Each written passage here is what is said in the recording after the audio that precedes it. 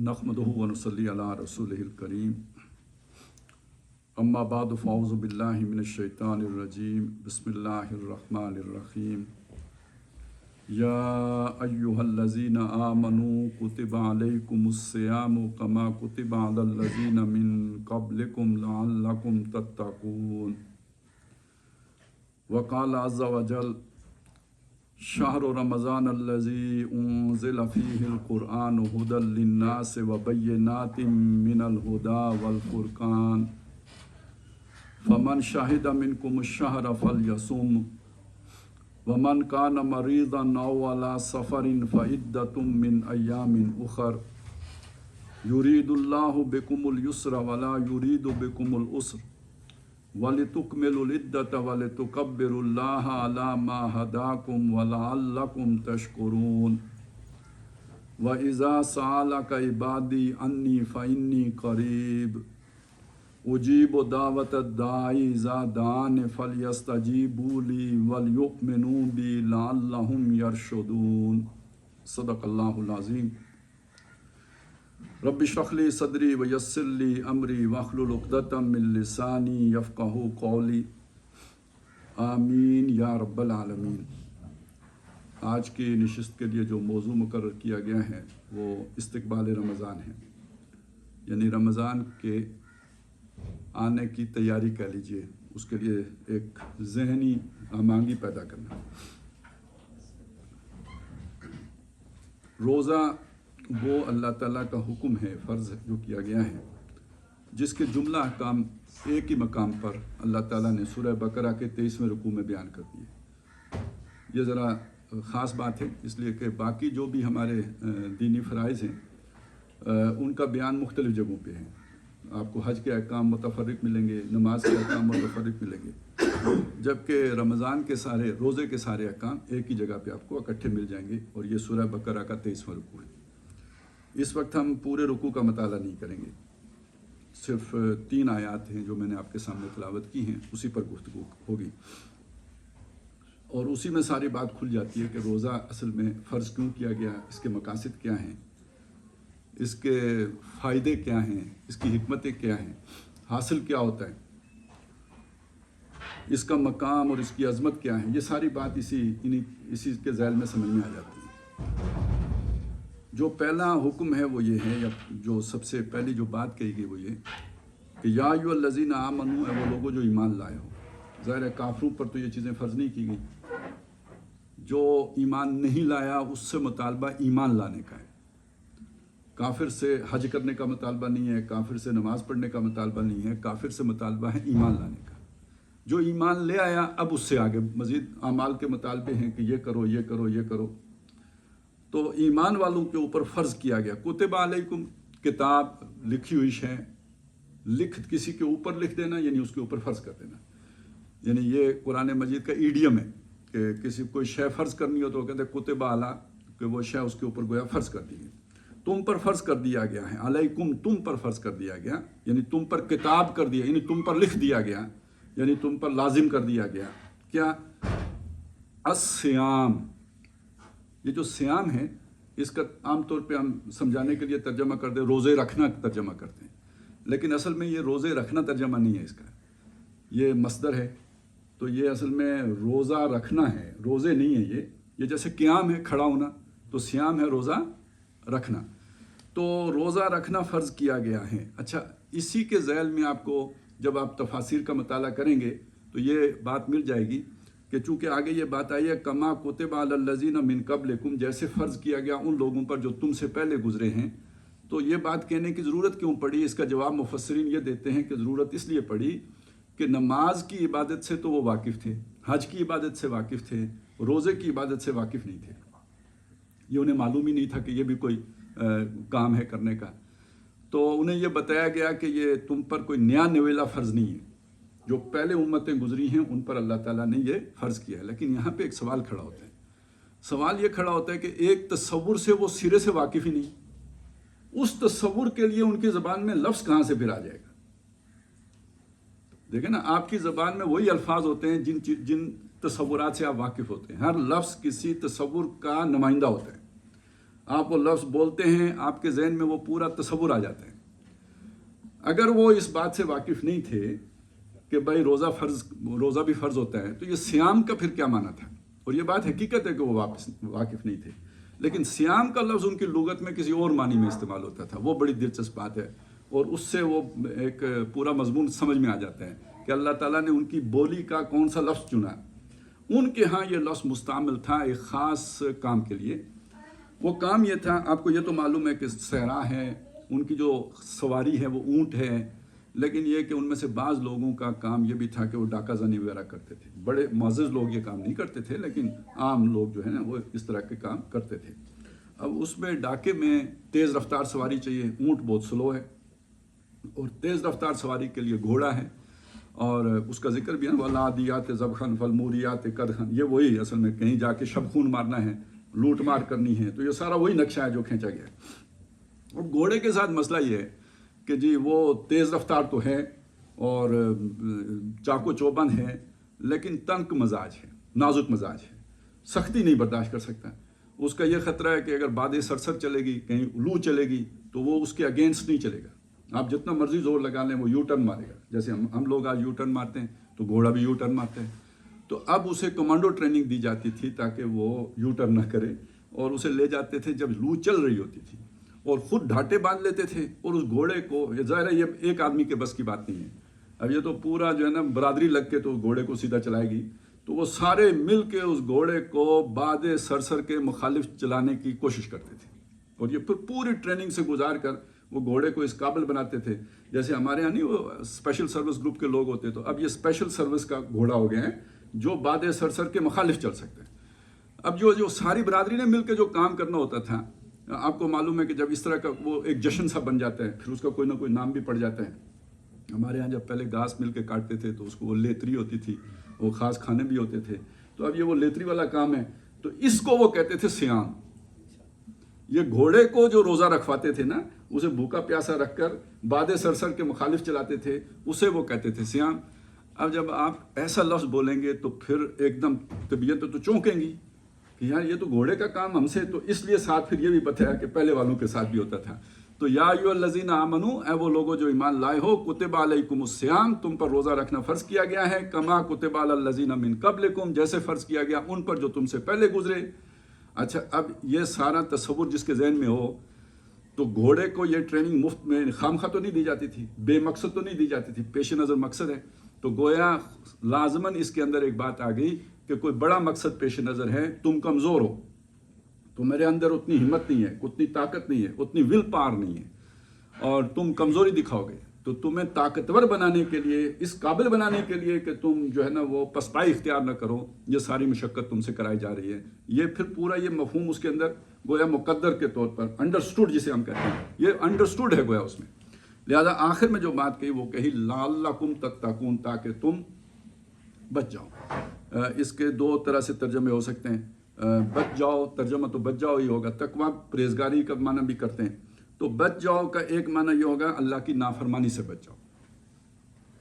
ظاہر ہے اللہ کا حکم جو بھی ہے اس پر عمل کرنے کے لیے ول پاور چاہیے، قوت ارادی چاہیے، تو اپنے جذبات کو کنٹرول کرنا آئے گا تو اس حکم پر عمل کر سکیں گے، نہیں تو وہ جذبات غالب آ جائیں گے۔ مغلوب الجذبات آدمی تو نہیں چل سکتا اللہ کے احکام پر، وہ اپنی خواہشات کے رخ پر بہ جائے گا، تو وہ کنٹرول کے لیے ایک پاور چاہیے، تو اللہ کی نافرمانی سے بچ جاؤ۔ یا ایک معنی یہ کیا گیا ہے کہ اللہ کے عذاب سے بچ جاؤ۔ دونوں باتیں اپنی جگہ پہ ٹھیک ہیں، ظاہر ہے ان کا آپس میں ربط بھی ہے، اللہ کی نافرمانی سے بچو گے تو اللہ کے عذاب سے بچو گے، سیدھی سیدھی بات ہے، یعنی اس سے کوئی فرق نہیں پڑتا، ترجمہ تھوڑا ادھر ادھر ہونے سے مفہوم وہی رہے گا۔ لیکن جو اصل بات یہ ہے کہ روزے کا تعلق جس چیز کے ساتھ جوڑا گیا ہے وہ یہ ہے کہ اس کے نتیجے میں تقویٰ پیدا ہوتا ہے، یا یہاں پہ میں یہ کہوں کہ وہ قوت ارادی پیدا ہوتی ہے جو اللہ کی نافرمانی سے بچنے کی طاقت دیتی ہے۔ اب ایک شے ہے، ایک آدمی چلیں وہ شرابیوں کا آپ تصور کریں نا، اور شراب تو کہتے ہیں جو جس کی عادت بن جائے وہ چھوٹتی نہیں ہے، یہ کافر منہ سے لگی ہوئی۔ اب اللہ کا حکم اسے معلوم ہوا کہ شراب چھوڑنی ہے تو کتنی ول پاور چاہیے اسے، سگریٹ چھوڑنے کے لیے کتنی چاہیے، چائے چھوڑنے کے لیے آپ ذرا سوچیں تو شراب چھوڑنے کے لیے کتنی طاقت چاہیے، تو وہ یہ روزہ جو ہے انسان کو وہ تجربہ کرائے گا۔ اچھا اب یہ تو میں نے وہ ایک سمجھانے کے لیے مثال دے دی، لیکن یہ کہ فرض کریں ہم نے گھر چلانا ہے اور گھر اوپر کی آمدنی کے بغیر نہیں چلتا. لیکن میں پولیس والا ہوں، تنخواہ میری 70-80 ہزار ہے، خرچہ میرا 3-4 لاکھ ہے، تو اب اوپر کی کمائی ہوگی تو گھر چلے گا نا. اچھا گھر والے عادی ہو چکے ہوئے ہیں اس سارے کسی ظاہر ہے وہ پورا ایک سیٹ اپ ہوتا ہے نا، صرف وہ پراٹھے ہی تو نہیں ہوتے. آپ نے اے سی لگایا ہوا ہے تو اتنا بل آئے گا بجلی کا، گاڑی رکھی ہوئی ہے تو پیٹرول کا بل آئے گا. تو اب آپ اپنا خرچہ واپس اگر 70-80 ہزار پہ لانا چاہتے ہیں 4 لاکھ سے یا 3 لاکھ سے، تو یہ صرف اب آپ اس فیصلے کا اثر صرف آپ کی ذات پر تو نہیں ہے، یہ تو ہر طرف سے آوازیں آئیں گی اور لوگ کہیں گے کہ بندہ پاگل ہو گیا. اب اس سب کے مقابلے میں کھڑے ہونے کے لیے کتنی زیادہ طاقت چاہیے. اور یہ مثال جو میں نے آپ کے سامنے رکھی اس لیے رکھی کہ یہ تقویٰ جو ہے یہ شروع اس بات سے ہوتا ہے، عقل حلال. پہلا تقاضا تقوی کا، ایک آدمی پرہیزگار ہے، پرہیزگاری کا پہلا تقاضا یہ ہے کہ لقمہ حلال کھائے. لہٰذا جیسے ہوتا ہے نا کوئی مضمون آپ لکھتے ہیں، پہلے پیراگراف میں انٹروڈکٹری دیتے ہیں اس کی اور آخر میں جا کے کنکلوڈ کرتے ہیں. یہاں بات یہاں سے شروع ہوئی ہے، ختم کہاں ہوئی ہے؟ وَلَا تَأْكُلُوا أَمْوَالَكُمْ بَيْنَكُمْ بِالْبَاطِلِ. اپنے مال آپس میں باطل طریقے سے ہڑپ نہ کرو، حرام طریقے سے ایک دوسرے کے مال مت کھا جاؤ. وَتُدْلُوا بِهَا إِلَى الْحُكَّامِ. رشوت کے طور پر اعلیٰ حکام تک ان مالوں کو نہ پہنچاؤ.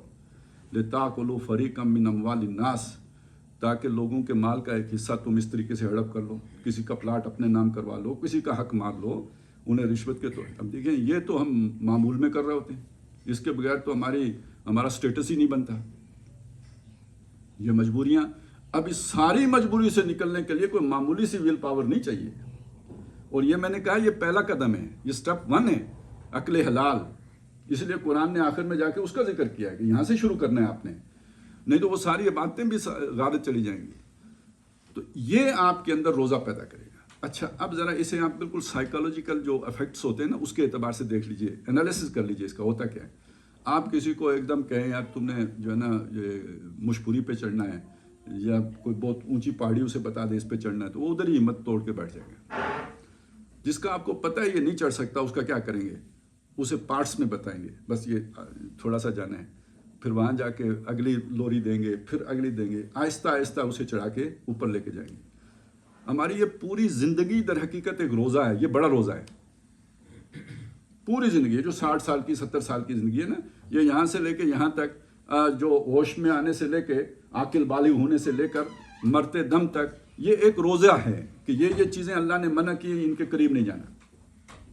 اب یہ بڑا روزہ رکھنے کی پریکٹس کرنے کے لیے اللہ نے ایک کہ آج کل 14 گھنٹے کا 15 گھنٹے کا روزہ ایک رکھوا دیا کہ اس میں آپ نے پانی نہیں، حلال چیزیں بھی نہیں استعمال کرنی. اچھا اس میں امید کیا ہوتی ہے؟ پیاس تو بہت لگی ہے، کوئی نہیں، یہ 4 گھنٹے رہ گئے. بھوک بہت شدید لگی ہے، کوئی نہیں، 2 گھنٹے رہ گئے. اچھا پھر یہ جتنی بھوک لگ رہی ہوتی ہے اتنی ہم چیزیں خرید کے لا کے دسترخوان پہ لگاتے جاتے ہیں. اب اس سورج غروب ہوگا تو پھر سارا کھائیں گے، حالانکہ سارا کھایا نہیں جاتا، لیکن وہ ہماری بھوک ہوتی ہے جو اسے سجانے پہ مجبور کر رہی ہوتی ہے. لیکن امید پیچھے کیا ہوتی ہے؟ ٹائم تھوڑا سا ٹائم. بس اس کو اگر کوئی شفٹ کر لے کہ یہ زندگی بڑی مختصر سی ہے، یہ 60-70 سال ویسے ادھر سے ادھر مڑ کے دیکھیں تو بہت طویل لگتے ہیں، ادھر اس سرے پہ کھڑے ہو کے پیچھے مڑ کے دیکھیں تو یہ کچھ بھی نہیں ہے. یعنی بالکل یہ اسی طرح جیسے دن آپ بتا کے آ گئے شام کو تو وہ کچھ بھی نہیں تھا. تو یہ ایک بڑا روزہ ہے، ساری زندگی اللہ کے حکم کے تابع رہنے کا. ایک چھوٹا روزہ ہے افطار کرنے کا. یہ دیکھیے ایک حدیث میں بھی تو یہی آیا نا کہ جو افطار والی جو خوشی ہوتی ہے یہ وہ خوشی ہے جو مومن کی مرتے وقت کی خوشی ہے، کیونکہ اس کا روزہ بھی کھل رہا ہے. وہ ساری زندگی والا جو بڑا روزہ تھا وہ روزہ اب یعنی اللہ کی رضا اگر اسے حاصل ہو گئی تو وہ روزہ قبول ہو گیا پوری زندگی کا. یہ ایک چھوٹا سا مختصر سا 11 گھنٹے کا یا 14 گھنٹے کا یا 15 گھنٹے کا مختصر دورانیے کا روزہ تھا. تو اس بڑے روزے کی ٹریننگ چھوٹا روزہ رکھوا کر دی گئی ہے تو تاکہ تم بچ جاؤ. اب وہ بچ جانے والا مفہوم بالکل پوری طرح کھل کے سامنے آ جائے گا. اچھا یہ روزے کے مقاصد میں سے یہ پہلا فائدہ ہے، یہ مفاد جو ہے نا، پہلا جو فائدہ حاصل ہوتا ہے وہ یہ کہ انسان کے اندر اتنی ول پاور پیدا ہو جائے کہ وہ اس کے نتیجے میں اللہ کے حکموں کی نافرمانی سے اپنے آپ کو بچا سکے. یہ بھوک پیاس اس سے یہ چیز اس کے اندر آ جائے گی۔ اس سے اگلی بات ہے جو کہی گئی کہ وہ جو رمضان کا روزہ فرض کیا گیا ہے، پہلے تو اس کی وجہ بتائی گئی۔ دیکھیں نا، یہ تو کسی بھی مہینے میں ہو سکتا تھا نا، یہ شوال بھی ہو سکتا تھا، محرم بھی ہو سکتا تھا، کوئی بھی مہینہ ہو سکتا تھا۔ اب جواب یہ دیا گیا کہ رمضان میں روزہ کیوں فرض کیا گیا۔ اچھا، وہاں پہ اب ایک اضافہ ہو گیا، ویلیو ایڈ ہو گئی ہے، اور وہ ویلیو ایڈ یہ ہوئی ہے کہ یہ وہ مہینہ ہے جس میں قرآن اترا ہے، شہر رمضان الذی انزل فیہ القرآن، اس میں قرآن نازل کیا گیا ہے۔ اب اس ایڈیشن کے ساتھ، قرآن کے ساتھ مل کے روزہ کوئی اور ہی اب ایک نیا جو ہے نا نتیجہ نکالے گا، جو اب یہاں سمجھ میں آئے گا، وہ اس پہلے والی بات میں وہ اس کا ذکر نہیں ہے۔ تو اب اگلی بات یہ بتائی کہ شہر رمضان الذی، رمضان کا مہینہ وہ ہے، انزل فیہ القرآن، جس میں قرآن نازل کیا گیا۔ قرآن کیا ہے؟ ہدن للناس، لوگوں کے لیے ہدایت ہے، تمام انسانوں کے لیے ہدایت ہے۔ مطلب کیا کہ دیکھیں، یہ اس بات کو یوں سمجھ لیجئے، علامہ اقبال کی ایک کتاب ہے، ایک تو شاعری ہے، وہ بھی مشکل ہی ہے، لیکن reconstruction of religious thought in Islam آپ پڑھیں، جتنی مرضی آپ کو انگریزی آتی ہو یا اس کی جو مرضی اردو میں آپ ٹرانسلیشن کر لیں، وہ سر اتنوں ہی گزرتی ہے، ٹھیک ہے نا جی؟ تو مطلب کوئی اتنی آسان بات تو نہیں ہے۔ اس کا مطلب ہے وہ سب لوگوں کے لیے ہدایت نہیں ہے، فلسفیوں کے لیے ہدایت ہے۔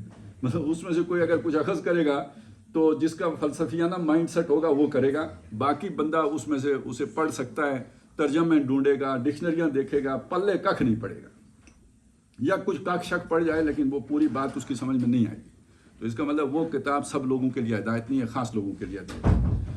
اچھا، اب وہی بات اگر آپ نے کسی عامی کو سمجھانی ہے، بالکل عام گراؤنڈ پہ جو آدمی ہے، تو اسے افسانے کی صورت میں سمجھائیں گے، کسی شاعر جو ہے کوئی اور نظم کے صورت میں سمجھائیں گے، کہانی لکھ کے سمجھائیں گے، وہ اس طرح سمجھ سکتا ہے، وہ اس لیول پہ۔ اچھا، یہ والی جو چیز ہے یہ خاص لوگوں کو فضول لگے گی۔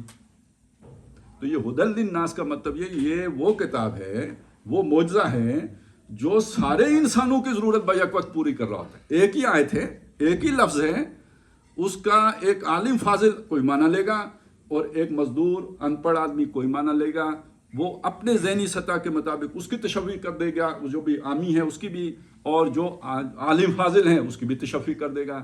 یہ ہدی للناس کا اصل میں یہ مطلب ہے، سب کی ضرورت پوری کر دیتا ہے۔ یہ نہیں کہ کوئی کسی کے لیے بورنگ ہو، اور یا یہ کہ کسی کے لیے مشکل ہو۔ یہی انسانی کلام میں یہی مسئلہ ہوتا ہے۔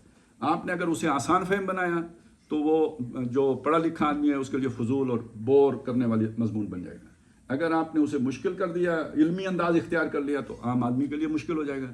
قرآن ایک سہل ممتنع کی وہ مثال ہے کہ جو عامی کی بھی ضرورت پوری کرتا ہے اور خاص کی بھی ضرورت پوری کرتا ہے۔ تو یہ ہے ہدی للناس۔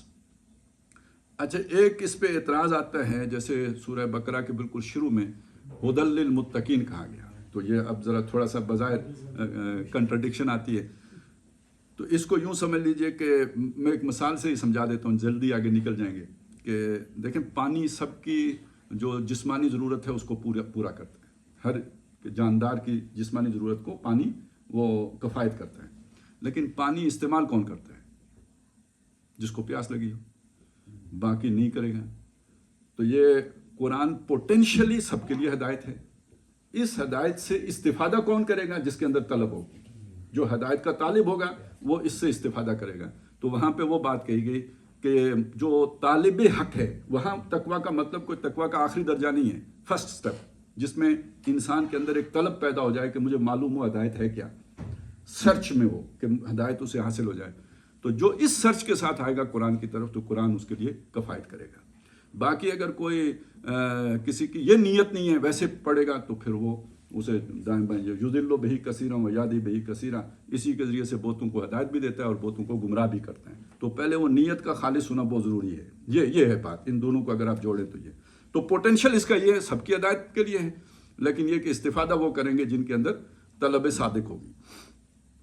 اگلی بات فرمائی وَبَيِّنَاتٍ مِّنَ الْهُدَىٰ، یہ قرآن مجید الہدا ہدایت، گائیڈنس، اس کی بینات پر مبنی ہے۔ بینات کیا ہیں؟ ویسے تو ہم معجزے کو کہتے ہیں، وہ چیز جو عقل کو عاجز کر دینے والی ہے۔ اب جو پانی سطح ہموار رکھتا ہے وہ پھٹ گیا، یا یہ کہ آگ سے بندہ زندہ سلامت نکل آیا، یہ سب معجزہ، عاجز کرنے والی چیزیں ہیں عقل انسانی کو۔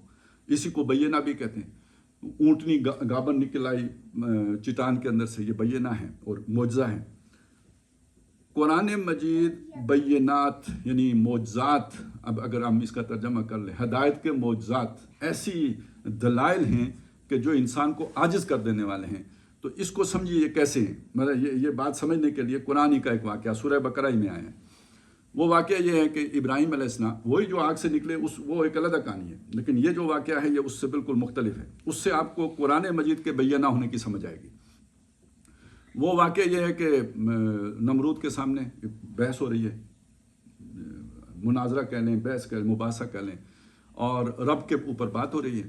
ابراہیم علیہ السلام کہہ رہے ہیں کہ میرا رب وہ ہے جو زندہ کرتا ہے مارتا ہے، اور وہ کہتا ہے انا اخی و امید. یہ کام تو میں بھی اس نے کوئی حرکت کی اس طرح کی کہ وہ چیز ملتبس ہو گئی کہ بھائی کون زندہ کرتا ہے کون مارتا ہے. تو ابراہیم علیہ السلام نے اس بات کو وہیں چھوڑا، نئی دلیل لے کے آ گئے. قال ابراہیم فإن اللہ یاتی بالشمس من المشرق. ابراہیم علیہ السلام نے فرمایا کہ اللہ تعالیٰ وہ ہے، یعنی جو میرا رب ہے، وہ سورج کو مشرق سے لاتا ہے. فاتح بہا من المغرب، تو مغرب سے لیا. بات ہے نا، یہ دلیل ہے. تو قرآن کہتا ہے فبہت الذی کفر، وہ کافر جو ہے مبہوت ہو گیا. مبہوت ہونا یعنی جسے ہم کہتے ہیں بس اب اس سے آگے اس کے پاس کوئی دلیل باقی نہیں بچی، عاجز ہو گیا نا، اس دلیل نے اسے عاجز کر دیا. تو ایسی دلیل جو مسکت ہو، دوسرے کو ساکت کر دے، چپ کرا دے، وہ بھی بینہ ہے. تو قرآن مجید ایسے دلائل کا مجموعہ ہے. یہ یعنی حق و باطل میں تمیز کر دیتا ہے. بلکہ آگے فرقان کا لفظ بھی آ گیا، بینات من الہدی والفرقان. سب سے بڑا مسئلہ یہ ہوتا ہے کہ جہاں جھوٹ اور سچ گڈمڈ ہوں تو نکھیڑنا مشکل ہوتا ہے. خالص جھوٹ وہ فوراً نظر آ جاتے ہیں، اور خالص سچ بھی سمجھنا بہت آسان ہوتا ہے. لیکن جہاں سچ اور جھوٹ گڈمڈ ہو جائیں اس چیز کو نکھیڑنا بہت مشکل کام ہو جاتا ہے.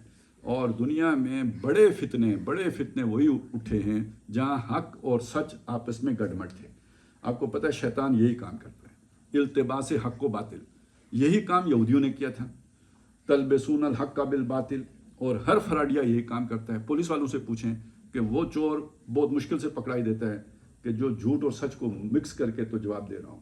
جو خالص جھوٹ بول رہا ہو وہ 2 سٹیپ پہ پکڑا جاتا ہے، لیکن جو مکس کر کے بول رہا ہو نا اس کو پکڑنا زیادہ مشکل ہو جاتا ہے. فرقان وہ شے ہے. دیکھیں عام آدمی جب کنفیوز ہوتا ہے تو اس کو سمجھ نہیں آتی کہ صحیح بات کیا ہے. اتنی اس کی اہلیت نہیں ہوتی کہ اس میں سے چھانٹ سکے کہ یہ بندہ صحیح بات کر رہا ہے یا یہ بندہ صحیح بات کر رہا ہے.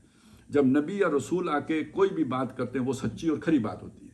مخالفین جو اس کا رد کرتے ہیں وہ حق اور باطل کے التباس سے کرتے ہیں. لِيُدْخِضُوا بِهِ الْحَقَّ یجادلون بالباطل. وہ مجادلہ کرتے ہیں باطل طریقے سے، جھوٹے طریقے سے، اور اس میں حق اور باطل کو گڑبڑ کر دیتے ہیں. اب جو سامعین ہیں ان کے اوپر وہ چیز جو ہے نا وہ ملتبس ہو، ان کو سمجھ ہی نہیں آتی کہ صحیح کیا ہے اور غلط کیا ہے، کنفیوز ہو کر رہ جاتے ہیں. آج بھی دیکھیں نا کیا ہوتا ہے، میڈیا سارا کیا کر رہا ہے، کنفیوژن پھیلا دیتا ہے. اب اس کنفیوژن میں جو ہے نا وہ کسی کے پلے کچھ نہیں پڑ رہا ہوتا کیا بیانیہ صحیح ہے اور کیا بیانیہ غلط ہے. تو انسان کو ہدایت کے معاملے میں جو سب سے بڑی چیز درکار ہوتی ہے وہ نمبر 1 یہ کہ فرقان، فرق کر دے جو حق اور باطل میں، جھوٹ اور سچ میں. اور دوسری چیز جو درکار ہوتی ہے کہ فرق مجھ پر تو واضح ہو گیا. دیکھیے یہ ایک مرحلہ ہے، مجھے سمجھ آ گئی کیا ٹھیک ہے کیا غلط ہے. اب یہ بات میں نے آپ کے سامنے رکھنی ہے. اس سارے پروسیس کو میں فالو کروں گا، تھاٹ پروسیس کو، جس سے مجھے سمجھ میں آئی ہے. اگر اس پروسیس کے ساتھ میں آپ کے سامنے رکھوں گا تو گھنٹوں چاہیے. مجھے ہو سکتا ہے 25 دن لگا کے سمجھ آئی ہو یا 25 سال لگا کے سمجھ آئی ہو. تو مجھے آپ کے سامنے اس بات کو پیش کرنے کے لیے ایک پورا نیا استدلال لے کے آنا ہوگا. یہ بینہ ہے، یعنی وہ چیز کہ جو بالکل ایک ایسے انداز میں آپ کے سامنے میں بات رکھ پاؤں کہ آپ کی سمجھ میں آ جائے، بجائے اس ساری مشقت سے گزارنے کے جس سے میں گزرا ہوں.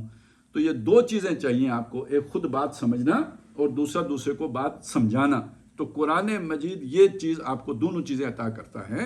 اگر آپ اس کی تعلیمات سے پوری طرح واقف ہو جائیں تو یہ آپ کے اندر یہ سینس پیدا کر دیتا ہے کہ آپ حق و باطل میں تمیز کر سکیں.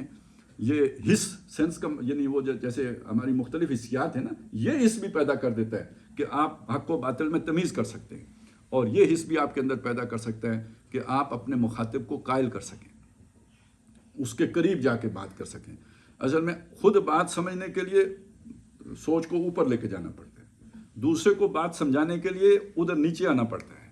یہ دو بالکل متضاد چیزیں ہیں، اور یہی وجہ ہے کہ جو بہت اچھا پروفیسر ہو ضروری نہیں کہ وہ اچھا ٹیچر بھی ہو، یہ علیحدہ وہ کہانی ہے۔ تو یہ قرآن مجید ایک ایسے یعنی متضاد چیزیں اس کے اندر جمع ہیں کہ ہدی للناس بھی ہیں، ہر طبقے کے لیے ہدایت بھی ہے، بینات من الہدیٰ بھی ہے اور فرقان بھی ہے۔ اب اگلی بات فرمائی فمن، یہاں تک تو قرآن کی عظمت بیان کر دی، اس کا براہ راست ابھی روزے سے تعلق نہیں ہے، روزے سے تعلق اب جوڑا، فمن شہد منکم الشہر، جو کوئی تم میں سے اس مہینے کو پائے، فلیصم، تو اس پر لازم ہے کہ وہ روزہ رکھے۔ اب یہاں وہ جو ہے نا فرض کر دیا رمضان کا روزہ۔ پہلے روزہ جو پہلی بات تھی وہ عمومیت تھی، وہ روزہ فرض تھا۔ ویسے بھی بعض آراء یہ ہیں مفسرین کی کہ شروع میں 3 روزے، یہ جو مہینے کے ایام 20 کے روزے ہوتے ہیں، تو ان کی بات تھی، اور اس میں بھی چھوٹ بھی تھی، وَعَلَى الَّذِينَ يُطِيقُونَهُ فِدْيَةٌ طَعَامُ مِسْكِين والی۔ لیکن یہ بعد میں یہ جو رمضان والا معاملہ آیا ہے جو آج ہمارے سامنے ہے، تو یہ یہاں اس آیت کے ذریعے سے یہ رمضان کا روزہ فرض کیا گیا۔ وَمَنْ كَانَ مَرِيضًا أَوْ عَلَىٰ سَفَرٍ فَعِدَّةٌ مِّنْ أَيَّامٍ أُخَرَ، ایک چھوٹ دی گئی ہے اس میں، جو بیمار ہو یا سفر میں ہو تو وہ گنتی دوسرے دنوں میں پوری کر لے۔ یہ فرض نہیں ہے، چھوٹ ہے، اس لیے کہ ہمارے ہاں ایک مکتب فکر کا خیال یہ بھی ہے کہ جیسے پانی پینے سے روزہ ٹوٹ جاتا ہے، ایسے ہی سفر کرنے سے بھی روزہ ساقط ہو جاتا ہے۔ ایسا نہیں ہے، بلکہ یہ کہ اجازت دی گئی ہے کہ آپ اگر سفر پر ہوں تو آپ افطار سے بھی ہو سکتے ہیں، وہ فرض ساقط کیا گیا ہے، لازم نہیں ہے کہ وہ ٹوٹ جائے روزہ۔ اور یہ بات بھی ہے کہ بیمار ہوں تو بھی روزہ چھوڑنا جو ہے وہ بعض صورتوں میں افضل ہے۔ اب جان جا رہی ہے تو روزہ رکھ کے رکھنا کوئی جو ہے نا وہ حکمت کا تقاضا نہیں ہے۔ یرید اللہ بکم اليسر، اللہ تعالیٰ تمہارے لیے آسانی چاہتا ہے، ولا یرید بکم العسر، اللہ تمہارے لیے تنگی نہیں چاہتا۔ اچھا، یہ خود ایک مکمل اصول ہے کہ اللہ تعالیٰ آسانی چاہتا ہے، مشکل نہیں چاہتا۔ وَلِتُكْمِلُوا الْعِدَّةَ وَلِتُكَبِّرُوا اللَّهَ عَلَىٰ مَا هَدَاكُمْ، تاکہ تم گنتی مکمل کر سکو۔ یہ 3 روزے رہ گئے تو دوسرے دنوں میں رکھ کر گنتی پوری کر لو تاکہ وہ تعداد تو پوری ہو جائے۔ اور وَلِتُكَبِّرُوا اللَّهَ عَلَىٰ مَا هَدَاكُمْ، اور تاکہ تم اللہ کی تکبیر کر سکو جیسے کہ اس نے تمہیں رہنمائی دی ہے، سمجھایا ہے، سکھایا ہے، جیسے اس نے تمہیں ہدایت دی ہے۔ اس میں اس کا بالکل جو اگر آپ لفظی معنی لیں گے تو جیسے ہم عید کے دن جو جیسے تکبیرات کہتے ہوئے جاتے ہیں تو گویا اسی امتثال امر ہو رہا ہوتا ہے اس کا۔ اور اس کا ذرا تھوڑا سا گہرائی میں اتر کے معنی دیکھیں تو اس کا تعلق جڑے گا رمضان کی یہ روزے کی تربیت کے ساتھ، کہ ایک بڑا کام بھی تم سے لینا ہے۔ صرف تقوی والی بات ہی نہیں ہے، تقوی تو خود پرہیزگار بننا ہے، اللہ کے احکامات پر چلنا ہے، آگے تم سے قربانیاں چاہیے۔ ابراہیم علیہ السلام نے قربانیاں دی یا نہیں دی؟ والدین چھوڑے، گھر بار چھوڑا، برادری چھوڑی، آگ میں چھلانگ لگائی، بیٹے کے گردن پہ چھری چلا دی، یہ ساری قربانیاں ہیں نا۔ تو یہ ابراہیم تم سب کے لیے نمونہ ہے۔ تو صرف یہ چیزیں چھوڑنی ہی تو نہیں ہے کہ شراب چھوڑ دو، فلانا چھوڑ دو، فلانا چھوڑ دو، کوئی اعلیٰ مقصد ہے جس کے لیے رشتے ناطے بھی چھوڑنے پڑ جائیں، ہو سکتا ہے جان کی بازی کھیلنی پڑ جائیں۔ اب یہ کوئی آسان کام نہیں ہے۔ دیکھیں انسانی جبلتیں، یعنی ایک جو اپنے آپ کو ہی بچانے کی جو دفاعی نظام ہے ہمارے اندر، ہو سکتا ہے کہ یہ ہم بے ہوش کیوں ہوتے ہیں جب درد حد سے بڑھتا ہے، آپ کو پتہ ہے، تو یہ ہمارا ڈیفنس میکینزم ہے نا، جو ہمیں ذرا دماغ کو ڈسکنیکٹ کر دیتا ہے تاکہ یہ اتنا بڑا شاک جو اسے پہنچا ہے اس سے ذرا یہ گزر جائے۔ اسی طرح سمجھ لیجئے کہ یہ جو بڑے بڑے قربانیاں دینی پڑتی ہیں، آپ ذرا سوچیں، نبی صلی اللہ علیہ وسلم کے ساتھیوں کا معاملہ، غزوات ہو رہے ہیں، 27 غزوات تو نبی، یعنی یہ جو 10 سال ہیں مدینے کے جس میں نبی صلی اللہ علیہ وسلم خود شریک ہوئے ہیں، 27 غزوات ہیں، اور جو جنگیں ہوئی ہیں مختلف، جن میں آپ نے مختلف افراد بھیجے ہیں امیر بنا کر، تو بعض کہتے ہیں 83، کم سے کم 83 ہیں، 114 تک بھی لوگ لے کے گئے ہیں۔ اب آپ سوچیں یہ 10 سال کتنے مہینے بن گئے جی؟ 120 مہینے، 114 جنگیں اگر ہو گئیں تو ہر مہینے میں ایک جنگ، ہر مہینے میں ایک جنگ، تو یقاتلون فی سبیل اللہ فیقتلون ویقتلون، مارتے ہی تو نہیں ہیں نا، خود بھی تو مرتے ہیں نا۔ تو ایک گھر میں اگر ہر مہینے اس جنگ کے نتیجے میں خبر پہنچ رہی ہے کہ کسی کا جو ہے نا بچے یتیم ہو گیا اور کسی کی بیوی بیوہ ہو گئی اور کوئی کسی کا لخت جگر جو ہے نا میدان میں کھینچ رہا، تو پورا معاشرہ ہر مہینے ایک جو ہے نا مصیبت سے گزر رہا ہے یا نہیں گزر رہا؟ کیونکہ بندہ اکیلا تو نہیں ہے نا، اس کے کتنے رشتہ دار ہیں، ایک برادری ہے، کنبا قبیلہ ہیں، ہر وہ سارا جو ہے نا ایک اس میں آ گئے، شاک میں آ گئے کہ ایک بندہ بیچ میں نہیں رہا۔ کسی انسانی سوسائٹی کے لیے مسلسل اتنی قربانیاں دیتے چلے جانے کے لیے کوئی ہمت چاہیے یا نہیں چاہیے؟ اچھا یہ سارا کام ہو کیوں رہا تھا؟ ہو رہا تھا اللہ کو بڑا کرنے کے لیے۔ وَرَبَّكَ فَكَبِّرْ، وہ جو شروع میں سورہ مدثر میں آیا، یا ایھا المدثر قم فانذر وَرَبَّكَ فَكَبِّرْ، رب کو بڑا کرو۔ یعنی اس وقت ابو جہل بڑا بن کے بیٹھا ہوا ہے، آرڈر اس کا چل رہا ہے۔ ولید بن مغیرہ بڑا بن کے بیٹھا ہوا ہے، حکم اس کا چل رہا ہے۔ اللہ کا حکم چلے گا تو اللہ بڑا ہوگا۔ یہ محض اللہ اکبر کہہ دینے سے تو اللہ بڑا نہیں ہو جاتا، جب تک کہ اللہ کی بڑائی کو منوایا نہ جائے۔ وَكَبِّرْهُ تَكْبِيرًا، اس کو بڑا کرو جیسے بڑا کیا جاتا ہے، یہ مفعول مطلق ہے۔ تو اب آپ اسے دیکھیے، وَلِتُكَبِّرُوا اللَّهَ، تمہارا مشن کیا ہے؟ ایمان لانے کا تقاضا کیا ہے؟ تم نے اللہ کو مانا ہے، رب مانا ہے، الہ مانا ہے، ملک مانا ہے، بادشاہ مانا ہے۔ تم کسی دوسرے کی بادشاہی قبول نہیں کر سکتے، کسی دوسرے کو بطور الہ تم تسلیم نہیں کر سکتے، وہ طاغوت ہے، اس کا انکار کرو گے تو جان کے لالے ہیں۔ اور اللہ کی بڑائی غالب کرنے کا مطلب ہے اس کی بڑائی ختم کرو گے تو اللہ کی بڑائی غالب ہوگی۔ اس کے بغیر فرعون کو ہٹائے بغیر تو اللہ کی بڑائی نہیں نافذ ہو سکتی، نمرود کو ہٹائے بغیر تو اللہ کی بڑائی نہیں نافذ ہو سکتی۔ اس کے لیے جو قربانیاں دینی ہیں، جو مشقتیں اٹھانی ہیں، جو مصیبتیں جھیلنی ہیں، اب وہ پھر وہ والعادیات ضبخا فالموریات قدحا، تو وہ تم نے اسے گھاس کھلائی تو وہ اپنی جان جوکھم میں ڈال دیتا ہے، جو تیر تمہاری طرف آ رہا ہوتا ہے وہ اپنے سینے پہ لے لیتا ہے، تو تم اپنے رب کے لیے یہ قربانیاں کیوں نہیں دیتے؟ یہ حوصلہ بھی تمہارے اندر روزہ پیدا کرے گا۔ وہ اب وہ جو ہے نا، وہ جو سیام والی جو بات ہم نے جو کہانی سنی ہے اس کے ساتھ اب جوڑ لیں، تم بھی کمزور ہو، جان کی بازی نہیں کھیل سکتے۔ اب وہ میں بتا رہا تھا نا، جان پہ جب بنتی ہے تو یہ دماغ آٹومیٹک جو ہے نا بھاگنے کی سوچتا ہے، فلائٹ، اپنے آپ کو بچاؤ۔ بعض اوقات عقل بعد میں کام کرتی ہے کہ میں، شعور بعد میں آتا ہے کہ میں یہاں وہاں کھڑا تھا، یہاں کے کیوں کھڑا ہو گیا، یہ تو قدرتی عمل ہے، جان بچاؤ۔ تو وہ لوگ جو اپنی جان جوکھم میں ڈالتے ہیں، مصیبت میں ڈالتے ہیں، قربان کرتے ہیں، تو اس کے لیے بھی تو کوئی ٹریننگ چاہیے۔ وہ ٹریننگ یہ ہے، وَلِتُكَبِّرُوا اللَّهَ، تاکہ تم اللہ کو بڑا کر سکو، بڑائی اس کی کر سکو، وَلَعَلَّكُمْ تَشْكُرُونَ، اور تاکہ تم شکر گزار بنو۔ اصل میں شکر کا تقاضا یہ ہے۔ دیکھیں شکر جو ہماری انسانی سطح پہ ہوتا ہے وہ کیا ہے؟ هَلْ جَزَاءُ الْإِحْسَانِ إِلَّا الْإِحْسَانُ۔ آپ پر کسی نے احسان کیا تو اس کا شکر کیا ہے؟ آپ بدلے میں اس پر احسان کریں، احسان برابر ہو گیا۔ ماں باپ کے احسانات ہیں، بدلے میں آپ انہیں سرو کرتے ہیں، جب وہ بوڑھے ہو جاتے ہیں وہ احسان کا بدلہ احسان ہے۔ اللہ کے احسانات بے شمار، ان تعدوا نعمت اللہ لا تحصوها، تم شمار نہیں کر سکتے اتنے۔ بدلے میں اللہ کی ضرورت نیل، اللہ میں کوئی نقص ہی نہیں، کوئی احتیاجی نہیں، اس کی کوئی ضرورت ہی نہیں، غنی عن العالمین۔ تو اب اس بدلے میں کیا کیا جا سکتا ہے؟ یہ جتنا کچھ بھی ہے جسے ہم سوچتے ہیں، یہ تو پوجا پاٹ کے طریقے ہیں نا، یہ تو پرستش کے طریقے ہیں۔ اصل شکر یہ ہے کہ اللہ نے جان دی، وہ اس کی راہ میں قربان کر دی جائے۔ جان دی ہوئی اسی کی تھی۔ حق تو یہ ہے کہ حق ادا نہ ہوا۔ یہ شکر کا سب سے بلند مرتبہ یہ بنے گا کہ جو اللہ نے نعمتیں دی ہیں وہ اللہ کے لیے قربان کی جائیں۔ اور آپ اس پہ انبیاء کو پورا دیکھیں گے۔ ابراہیم علیہ السلام کی مثال یہ نہیں ہے، خود محمد رسول اللہ صلی اللہ علیہ وسلم کی مثال بھی ہے۔ ہر رشتہ ناتا اس کے لیے قربان کر دو، یہاں تک کہ اپنی جان بھی قربان کرو، اب شکر کے مقام تک پہنچو۔ لعلکم تشکرون، تو شکر کا تقاضا یہ ہے۔ اب آئی جی آخری بات، آخری بات یہ ہے، وَإِذَا سَأَلَكَ عِبَادِي، جب آپ سے سوال کریں میرے بندے، انی، میرے بارے میں، فَإِنِّي قریب، تو میں قریب ہوں۔ اب اس بات کو سمجھنے کے لیے، یعنی اس کو اس کے ساتھ جوڑ کے دیکھنے کے لیے تھوڑا سا ہمیں اپنا ذہن دوڑانا پڑے گا۔ ہمارے ذہن میں سوال کوئی کب پیدا ہوتا ہے؟ میں گھر میں ہوں تو اگر میرا پیٹ بھرا ہوا ہے تو مجھے یہ سوال میرے ذہن میں نہیں پیدا ہوگا کہ کھانا کب پکائیں گے، لیکن جب میں بھوکا ہوں گا تو ضرور یہ سوال میرے ذہن میں آئے گا کہ میں پوچھوں کہ جی کھانا کب پکے گا۔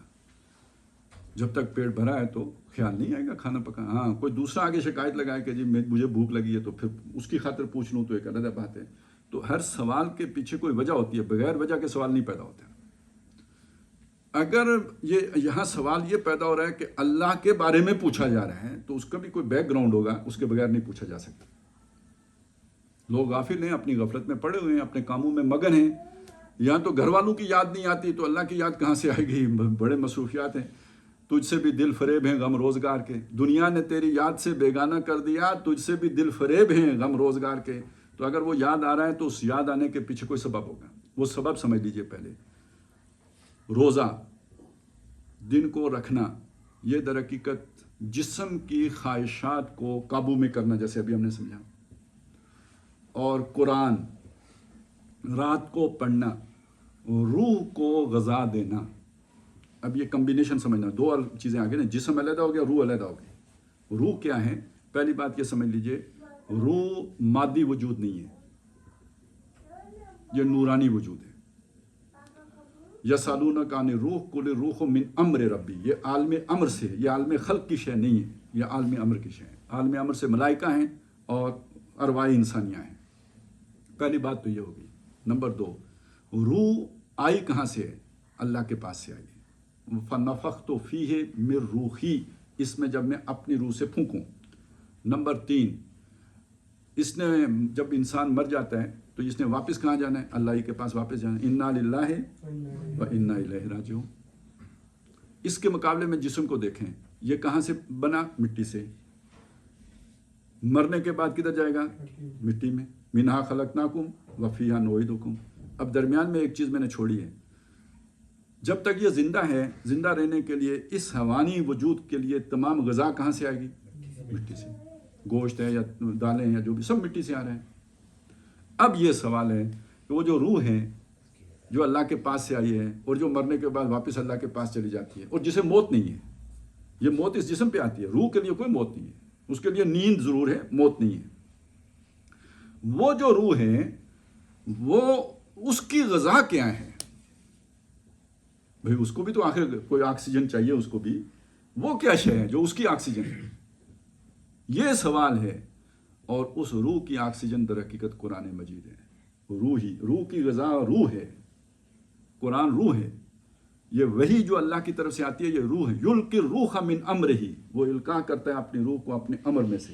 تو ایک روح وہ ہے جو ہمارے اندر ہے، وہ بھی امر ہے، امر میں سے ہے. یسالونک عن الروح قل الروح من امر ربی. ایک روح ہے جو اللہ فرشتے کے ذریعے سے القاء کرتا ہے کسی چنے ہوئے انسان پر، اور وہ جو القاء کی جاتی ہے وہ بھی روح ہے. یلقی روح، وہ بھی روح ہے. اور جو لے کے آتا ہے وہ الروح الامین ہے. یہ سلسلہ روح ہے کہ جو جس کا یعنی اللہ کا کلام، اس کا ریسیپینٹ انسان کے اندر رکھا گیا ہے. یہاں پہ کتنی کوئی ٹرانسمیشن ہو رہی ہو، جب تک آپ کے پاس وہ ٹرانسمیٹر نہیں ہوگا نا، تو جب تک آپ اس سے استفادہ نہیں کر سکتے. اسی طرح اللہ کا کلام ہے، وہ سناتے رہیں، نہیں اثر ہوگا. اثر اس پر ہوگا جس کے اندر وہ ریسیپینٹ موجود ہوگا.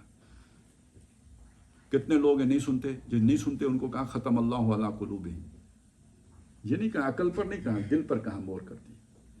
اور سورہ نور میں کہا من لم یجعل اللہ لہ نورا فما لہ من نور. جس کے اندر اللہ نے نور نہ رکھا ہو، قرآن کا روشنی بھی اسے روشنی نہیں دے سکتی. اور اسی سورہ نور میں یہ بتایا کہ نورن علی نور، ایک نور اندر ہے، ایک کے اوپر سے نور آیا ہے. یہ دونوں مل کے بنتے ہیں. فزیکل ورلڈ میں یہ بالکل ایسا ہی ہے. جیسے آنکھوں میں بینائی ہوگی تو نظر آئے گا، لیکن شرط یہ ہے کہ خارج میں روشنی ہوگی تو نظر آئے گا، اندھیرے میں تو نہیں نظر آتا. دو روشنیاں چاہیے، ایک خارج میں سورج کی یا بلب کی روشنی، اور دوسرا آنکھوں میں روشنی. یہی معاملہ ادھر ہے. اللہ کی طرف سے روشنی آ رہی ہو، نور، ہدایت، اور اندر روشنی موجود ہو اس کے ریسیپینٹ کے طور پر، جو اسے ریسیو کر سکے، قبول کر سکے، سمجھ سکے، وہ روح ہے. اب رمضان میں کیا ہوا؟ اللہ تعالیٰ نے ایک طرف وہ جو جسم تھا جس نے روح کے اوپر ایک طرح سے اپنا پنجہ گاڑا ہوا تھا، اسے کمزور کر کے رکھا، اسے جکڑ کے رکھا ہوا تھا. وہ جسم اس کی قبر بن گئی تھی، روح گویا اندر مدفون تھی. اس جسم کو کوئی غذا پر قدغنیں لگا دی، اور دوسری طرف روح کو ڈرپ لگا دی رات کو قرآن کی تراویح. تو یہ دو گنا پروگرام ہو گیا نا. یہاں پہ بھی دیکھیے یہ آ کے جڑا. یہاں اب جو ہی وہ روح بیدار ہوگی، اس کی آنکھ کھلے گی، جیسے وہ بے ہوش آدمی ہوش میں آتا ہے تو گھر والوں کا پوچھتا ہے نا، ایکسیڈنٹ تو میرا وہاں ہوا تھا، کس کو اطلاع دی ہے، اب اسے سب سے پہلے گھر والے یاد آئیں گے. روح جو ہی جاگے گی اسے سب سے پہلے رب یاد آئے گا. اس سے پہلے یہ ڈیمانڈ ہی نہیں تھی، مانگ ہی نہیں تھی، سوال ہی نہیں تھا. یہ روزے نے یہ کام کیا، روزے اور قرآن نے مل کر، یہ دو طرفہ عمل نے یہ کام کیا. اس کے اندر اللہ کی طلب پیدا ہوگی. وَإِذَا سَأَلَكَ، اس کے نتیجے میں سوال کھڑا ہوا ہے. لہذا وہ جو مشہور حدیث ہے نا کہ الصوم لی وَأَنَا أُجْزَى بِهِ، ایک اس کو یہ کہا ہے، اس کا یوں کیا جاتا ہے کہ روزہ میرے لیے ہے اور میں یعنی ایک یہ ہے کہ اجزی بہی، میں اس کا بدلہ دوں گا، اور ایک اجزا بہی، میں ہی اس کا بدلہ ہوں. یعنی اس روزے کے نتیجے میں ملتا ہوں. آپ اللہ کو تلاش کر رہے ہو تو روزے کا عمل وہ عمل ہے، اگر اس کو پوری اسپرٹ کے ساتھ ادا کیا جائے، روح کے ساتھ ادا کیا جائے تو اللہ ملتا ہے اس کے نتیجے میں. اور اس کے یہ جو یہاں تک ہم پہنچے نا، یہ جو دو چیزیں آئی ہیں، قرآن، یعنی عام طور پر ہمارے ذہنوں میں قرآن کا یہ معاملہ نہیں ہوتا. روزے میں زیادہ فوکس جو ہے روزہ رکھنے پہ ہوتا ہے، اور اس کے بعد یہ قرآن مجید کا جو اس کے ساتھ تعلق ہے وہ ذہن میں نہیں ہوتا. لیکن اگر آپ دیکھیں جو یہاں سے بھی یہ دونوں چیزیں جڑی ہیں، احادیث میں بھی دونوں جڑ کے آئی ہیں. مثلا آپ ابھی سنیں گے خطبوں میں حدیث، اس میں دونوں باتیں آئیں گی، من صام رمضان ایمانا و احتسابا، اور من قام رمضان ایمانا و احتسابا. اب صام رمضان روزہ رکھنا رمضان کا، اور قام رمضان رمضان میں قیام کرنا، اور قیام میں ظاہر ہے قرآن پڑھنا، قم اللیل الا قلیلا، وہ آخر میں رتل القرآن ترتیلا. قیام باللیل یعنی قرآن مجید کو کھڑے ہو کے نماز میں پڑھنا. اچھا، اسی طرح ایک روایت ہے جو آخرت کے بارے میں ایک خوشخبری ہے کہ وہاں پہ اللہ تعالیٰ جو ہیں وہ جب اللہ کے سامنے انسان کھڑا ہوگا تو روزہ اور قرآن اس کے حق میں سفارش کریں گے. الصوم والقرآن یشفعان للعبد، روزہ اور قرآن جو ہیں یہ بندے کے حق میں اللہ کے سامنے سفارش کریں گے. اور یقول الصوم، روزہ یہ کہے گا کہ منعتہ بالشہوات و طعام بالنہار، میں نے اس کو روکے رکھا شہوت کرنے سے اور کھانا کھانے سے دن کے اوقات میں. فشفنی فی، اللہ اس کے حق میں میری سفارش قبول کر لے. اور ادھر قرآن کھڑے ہو کے کہے گا کہ منعتہ النوم باللیل، رات کو میں نے اسے سونے نہیں دیا. فشفنی فی، تو اس کے حق میں میری سفارش قبول کر لے. اور آخر میں الفاظ ہیں فیشفعان، دونوں کی سفارش قبول کر لی جائے گی. تو اس میں بھی دونوں آئے، دن کا روزہ، رات کا قیام. اچھا، اب اس میں مسئلہ کھڑا ہو گیا کہ نصاب، روزے کا نصاب تو معلوم ہے کہ آپ جو ہے نا وہ حتیٰ یتبین لکم الخیط الابیض من الخیط الاسود، وہاں سے شروع کریں گے، اور ثم اتموا الصیام الی اللیل، رات تک جا کے اسے پورا کر دیں گے، مغرب تک. وہ اس کا نصاب تو معلوم ہے. یہ قیام کا نصاب کیا ہے؟ اگر ہم قرآن مجید سے معلوم کریں تو وہ نصاب بنتا ہے جی 1/3، 2/3 یا 3/3 رات، جو نہیں 2/3 یا آدھی رات. آدھی رات، 1/3 رات یا 2/3 رات. اب اس کو اگر رات کتنی ہے جی، رات اگر 9 گھنٹے کی ہے تو آدھی رات 4.5 گھنٹے کی ہوگی، اور 2/3 رات 6 گھنٹے کی ہو جائے گی، اور 1/3 رات 3 گھنٹے کی ہو جائے گی.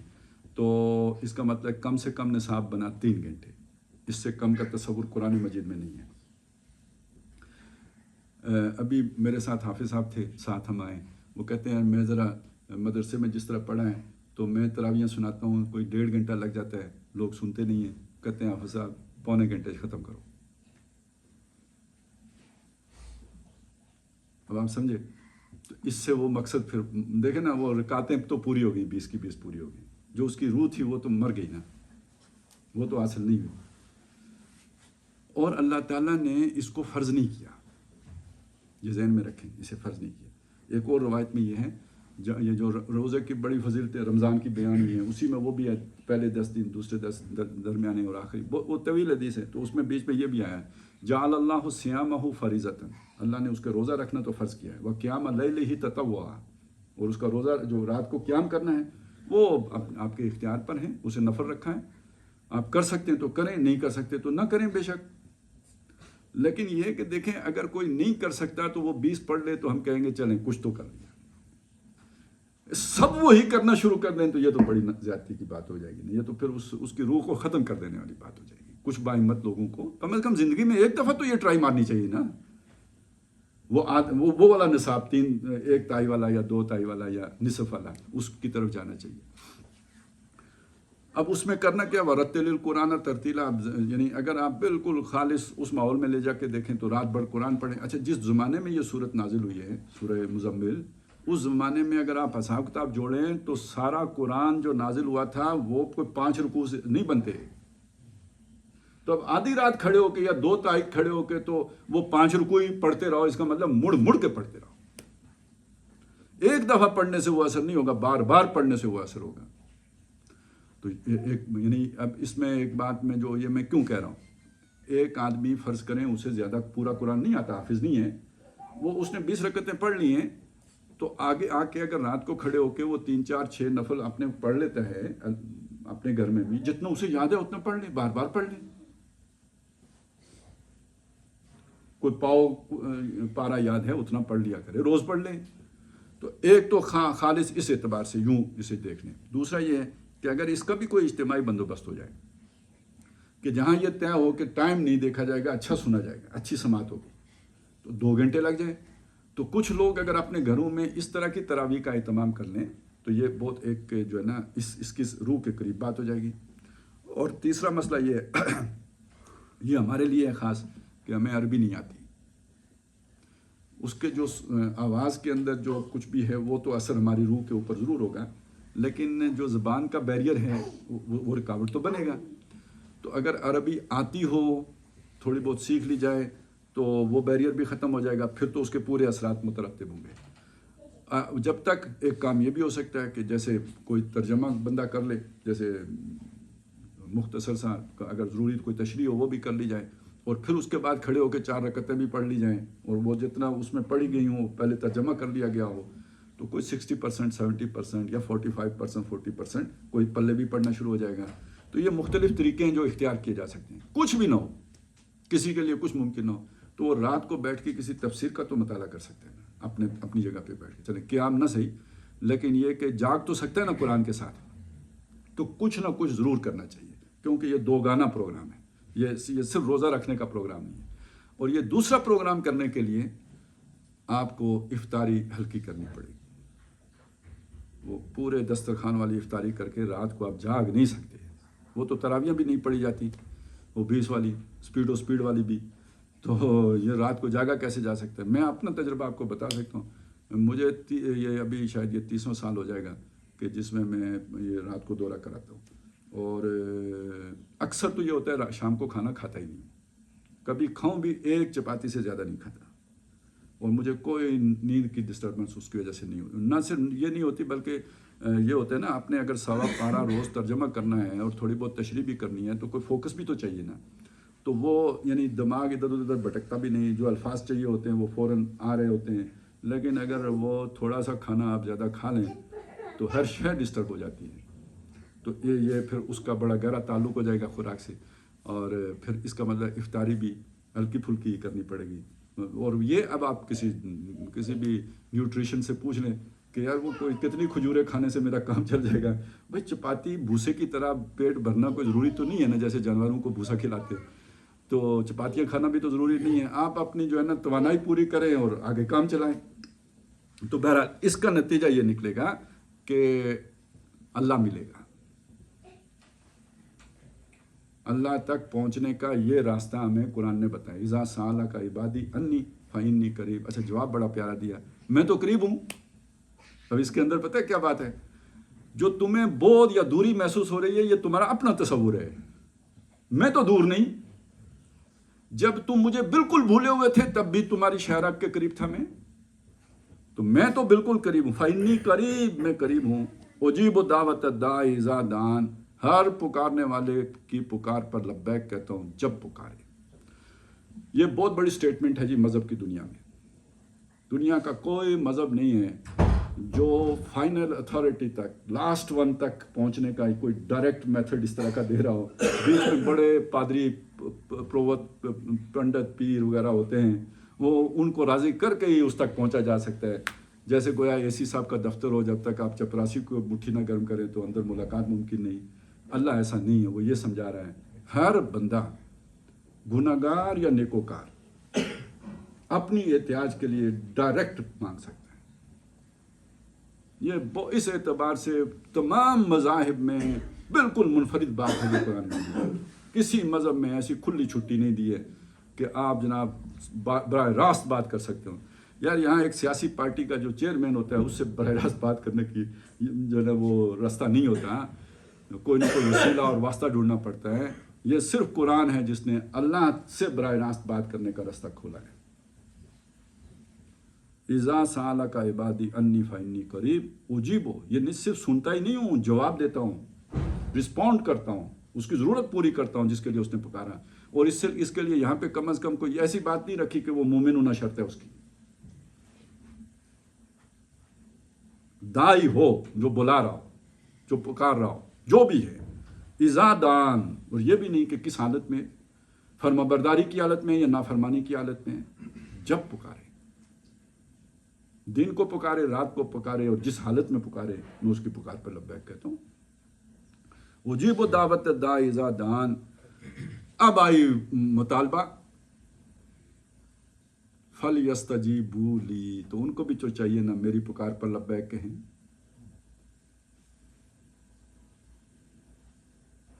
یہ اللہ تعالیٰ نے کوئی جبر تو نہیں کیا کہ آپ میری پکار پر لبیک کہو. وہ یہ کہہ رہے ہیں کہ تمہاری ساری ضرورتیں میں پوری کر رہا ہوں، تو بدلے میں میری جو ڈیمانڈ ہے اس کو بھی تو تم رسپونڈ کرو. فَلْيَسْتَجِيبُوا لِي، وہ کیا ہے؟ دیکھیں یہ استجابت جو ہے نا، یہ پکار، اللہ کی پکار، یہ مختلف جگہوں پہ مختلف رہی. مثلا مکے میں کیا ہو رہا ہے؟ ایمان کی پکار ہے، آمنوا باللہ ورسولہ، لاؤ ایمان اللہ پر، اس کے رسول پر. اور وہاں کا سارا جہاد کیا؟ مارے کھاؤ. مارنا تو جہاد نہیں تھا، وہاں مارے کھانا جہاد تھا. ساری مکی زندگی میں یہ ہے. اب اس کے بعد ایک پکار اور لگی ہے، نکلو یہاں سے، ہجرت کرو. یہ پکار ہے نا. اب گھر بار چھوڑو، رشتہ دار چھوڑو، عزیز و اقارب چھوڑو، وہ گھر بڑے ارمانوں سے جو بنائے ہیں، چاؤ سے بنائے ہیں، چھوڑو، نکلو. پکار لگی. جنہوں نے اس پہ لبیک کہا وہ مدینے آ گئے. وہاں اب نئی پکار لگی، اب لڑو. سورہ انفال میں آتے ہیں نا کہ استجیبوا للہ والرسول اذا دعاکم لما یحییکم. وہاں کون سی یہ پکار ہے؟ قتال کی. سورہ انفال تو غزوہ بدر پر تبصرہ کر رہی ہے. تو یہ پکاریں اللہ کی بدلتی رہی ہیں. تو جب اللہ تعالیٰ تمہاری ہر پکار سنتا ہے تو تم بھی اللہ کی ہر پکار سنو، ہر پکار پر لبیک کہو. جو ڈیمانڈ ہے وقت کی اس کو میٹ کرو، اس چیلنج سے نبرد ہو. فَلْيَسْتَجِيبُوا لِي وَلْيُؤْمِنُوا بِي. اور مجھ پر، اب دیکھیں لفظی ترجمہ ہوگا مجھ پر ایمان رکھیں. بات شروع کس سے کی تھی؟ ایمان سے. تو یہاں پر ایمان کو کچھ سمجھنا پڑے گا. یہاں پہ کیا بات کی جا رہی ہے؟ یہاں ایمان بمانا توکل ہے. آپ اللہ کے لیے نکلو گے تو یہ نہ سمجھو کہ اللہ تعالیٰ تمہارا ساتھ نہیں دے گا. اچھی امید رکھو اللہ سے، توکل رکھو، بھروسہ رکھو. بتوں سے تجھ کو امیدیں، خدا سے نو امیدی، مجھے بتا تو صحیح اور کافری کیا ہے. تو یہ اصل میں یہاں ایمان توکل کے مترادف کے طور پر استعمال ہوا ہے. وَلْيُؤْمِنُوا بِي لَعَلَّهُمْ يَرْشُدُونَ، تاکہ وہ رشد پر پہنچ جائیں. اب یہ رشد کیا چیز ہے؟ دیکھیں یہ بھی ہدایت ہی ہے نا. رشد کا کیا ترجمہ؟ نیک راہ پر آئیں، نیک ہدایت پائیں. میں نے جو مختلف جگہوں سے اس کی جو تحقیق کر کے جو مجھے سمجھ آیا، جو میں آپ کو سمجھانے کی کوشش کروں گا، وہ یہ ہے کہ رشد، جب آپ کوئی کام بلا تکلف کرنا شروع ہو جائیں تو اسے رشد کہیں گے. مثلا میں ڈرائیونگ کی مثال دیتا ہوں. جب آپ پہلی دفعہ سیٹ پہ بیٹھتے ہیں تو آپ جب گیئر کی طرف متوجہ ہوتے ہیں تو ادھر سے ایکسیلیٹر خامخواہ دبا دیتے ہیں. اور جب آپ گاڑی کاٹنے کی طرف مڑتے ہیں تو وہ کوئی گیئر کے ساتھ گڑبڑ کر دیتے ہیں. یعنی یہ چیزیں آپ کی خودکار نظام کے تحت نہیں ہو رہی ہوتی، یہ سارا گڑبڑ ہو رہا ہوتا ہے. کرتے کرتے پریکٹس سے آپ اتنے عادی ہو جاتے ہیں ڈرائیونگ کے، اب باتیں کرتے ہوئے بھی ڈرائیونگ کر لیتے ہیں. اب موبائل پر بھی، یعنی میں نے تو دیکھا ہے میسیجنگ کرتے ہوئے بھی لوگ ڈرائیونگ کر رہے ہوتے ہیں. اب یہ practice makes a man perfect. اب گویا اسے ڈرائیونگ کا ایک خاص لیول حاصل ہو گیا کہ جہاں پر وہ کچھ اور سوچتے ہوئے بھی ڈرائیونگ عادتاً بھی کر رہا ہوتا ہے. یہ اصل میں ڈرائیونگ کا مقام رشد ہے. جسے ہم کہتے ہیں روڈ سینس حاصل ہو گیا ہے، ایک سینس پیدا ہو جانا، یہ اصل میں ڈرائیونگ کی رشد ہے. نیکی کی بھی ایک رشد ہے. نیک راستہ. اب ایک آپ نے نماز پڑھنے کے لیے زور لگانا ہے، تکلف کرنا ہے، اس کے لیے کچھ جتن کرنے ہیں. ایک یہ ہے کہ آپ اس پہ چالو ہو گئے ہو، عادت بن گئی ہے. اب آپ کے لیے ہر وقت آپ کے ذہن میں ہے کہ ابھی نماز کا ٹائم آدھا گھنٹہ باقی ہے، ابھی نماز پڑھ کے میں نے گوشت لینے جانا ہے. اب ساری زندگی نماز کے گرد جو ہے نا وہ ہو گئی. اب یہ نماز کا رشد ہے. تو روزے کا اپنا ایک رشد ہوگا. وہ جب آپ کو روزے کا خیال آ جاتا ہے تو پھر سوتے ہوئے بھی کہیں روزہ ٹوٹتا محسوس ہو رہا ہوتا ہے، لگتا ہے کہ اوہ روزہ توڑ دیا. اب یہ جو احساس ہو گیا، یہ گویا اس خاص فعل کے ساتھ آپ کی جو مناسبت ہو گئی، اس نے بیچ سے تکلف کی دیوار کو ہٹا دیا. اب وہ کام بے تکلفانہ آپ کر سکتے ہیں. یہ ہے جو اصل میں جو رشد کا معنی ہے. اس میں سورہ جن میں نا ایک جگہ پہ ترجمہ کیا گیا فتخروا رشدا. یہ انہوں نے کیا ہے، شاہ عبد القادری کا ترجمہ ہے. اصل میں شیخ الہند کا ترجمہ بھی شاہ عبد القادر کے ترجمے ہی کا لیٹسٹ ورژن ہے. تو شاہ عبد القادر جو بیٹے ہیں شاہ ولی اللہ کے، پہلا اردو با محاورہ ترجمہ انہوں نے کیا ہے. تو انہوں نے اس کا جو ترجمہ کیا کہ اس نے نیک راہ کی اٹکل کر لی. یہ اٹکل سے میں نے آپ کو سمجھایا ہے، مطلب کسی کو کسی کام کی چج ہو جانا، جانچ آ جانا، وہ کام کرنے کی اٹکل. اصل میں اس میں آپ ماسٹر جب کر لیتے ہیں اس کام میں تو وہ اٹکل ہے. تو اس نے نیک کام کی اٹکل کر لی. تو یہ یعنی یرشدون جو ہے کہ گویا اب اسے کوئی نیکی سمجھانے کی ضرورت نہیں ہے. اس کے اندر ایک ایسا مادہ پیدا ہو گیا ہے، اس کے اندر ایک ایسی حس بیدار ہو گئی ہے کہ وہ نیکی کو نیک دیکھ سکتا ہے، بدی کو بدی دیکھ سکتا ہے. اب یہاں وہ دو لفظ ذہن میں لائیں. نیکی اور بدی کے لیے قرآن مجید کی اصطلاحات کیا ہے؟ معروف اور منکر. معروف کا لفظی ترجمہ کیا ہے؟ جانی پہچانی چیز ہے. اور منکر کا لفظی مطلب کیا ہے؟ جس کو دیکھ کر طبیعت انکار کرے، پہچاننے سے منکر ہو جائے، وہ منکر ہے. تو گویا یہ رشد وہ جگہ ہے جہاں پہنچ کے انسان کے اندر کا یہ آپ جو سسٹم ہے نا، یہ بیدار ہو جائے، فنکشنل ہو جائے کہ اسے نیکی خود سے نیکی نظر آنے لگے. وہ اس کے ساتھ اس کی ایک مناسبت قائم ہوگی، اور بدی کے ساتھ اس کی ایک نفرت اور دوری اور اباہ اس کے اندر خود سے ایک پیدا، جیسے خنزیر سے ہمارے اندر ہے، ایسے ہر برائی سے پیدا ہو جائے. یہ گویا رشد کی سطح آ گئی. تو اب آپ دیکھیے کہ روزے نے بات شروع کہاں سے کی تھی؟ تقویٰ سے. تقویٰ کا اگلا درجہ کیا ہے؟ شکر کا مقام. اور اس سے چوٹی کا درجہ کیا ہے؟ رشد کا مقام. اس پورے سفر میں ساتھ کس نے دیا جی؟ یعنی روزہ کم سے کم آپ کو متقی بنا سکتا ہے اور زیادہ سے زیادہ آپ کو مقام رشد تک پہنچا سکتا ہے. یہ اس کا پوٹینشیل ہے. اور یہ اگر ہمیں معلوم ہو تو پھر اس سے پوری طرح استفادہ کرنے کی ہم کوشش بھی کر سکتے ہیں. اس میں دونوں چیزیں جمع ہوں گی، صرف روزہ رکھنا نہیں بلکہ روزے کے ساتھ قیام اللیل بھی، یعنی قرآن کے ساتھ رات گزارنا. اللہ تعالی ہمیں اس رمضان کو اس طرح بسر کرنے کی توفیق عطا فرمائے اور اس کی برکتوں سے پوری طرح استفادہ کی توفیق عطا فرمائے. بارک اللہ لی و لکم فی القرآن العظیم و نفعنی و ایاکم بالآیات و الذکر الحکیم.